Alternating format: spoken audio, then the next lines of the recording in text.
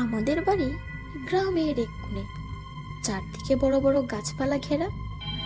রাতে এখানকার পরিবেশ এমন নিস্তব্ধ যে নিজের শ্বাসের শব্দ শুনতে পাওয়া যায়। তবে এই নিস্তব্ধতাই মাঝে মাঝে ভয়ঙ্কর হয়ে ওঠে। একবার পূর্ণিমার রাতে বাবা মা গ্রামের এক অনুষ্ঠানে গিয়েছিল। আমি বাড়িতে একা। ঘরের জানালা দিয়ে চাঁদের আলো ঠিকরে পড়ছিল, আর বাইরে গাছের ছায়াগুলো যেন নড়াচড়া করছিল। রাত তখন প্রায় 12টা। আমার হঠাৎ মনে হলো উঠোনে কেউ হেঁটে বেড়াচ্ছে।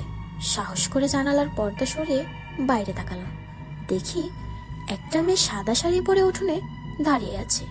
সে একবার আমাদের গাছের দিকে তাকায়, আবার আমার জানালার দিকে। তার চুলগুলো এলোমেলো, আর মুখটা যেন এক অদ্ভুত ছায়ায় ঢাকা। গলা শুকিয়ে গেল। আমি কিছুক্ষণ তাকিয়ে থাকলাম, আর দেখলাম সে গাছের দিকে হাঁটতে শুরু করলো। আমার মনে হলো এটা হয়তো ভুল দেখেছি। সাহস করে দরজা খুলে বাইরে চলে গেলাম, কিন্তু সেই মেয়েটা আর নেই। আমি তবু গাছের দিকে এগোলাম। হঠাৎ একটা শীতল বাতাস বইতে শুরু করলো। গাছের পেছনে তাকাতেই দেখি মেয়েটা দাঁড়িয়ে আছে।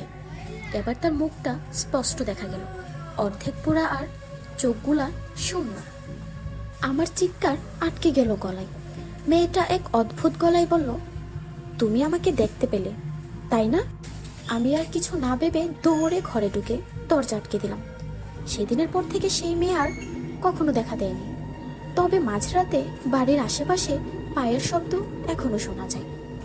আপনার আশেপাশের পরিবেশ কি খুবই শান্ত, নাকি অদ্ভুত কিছু?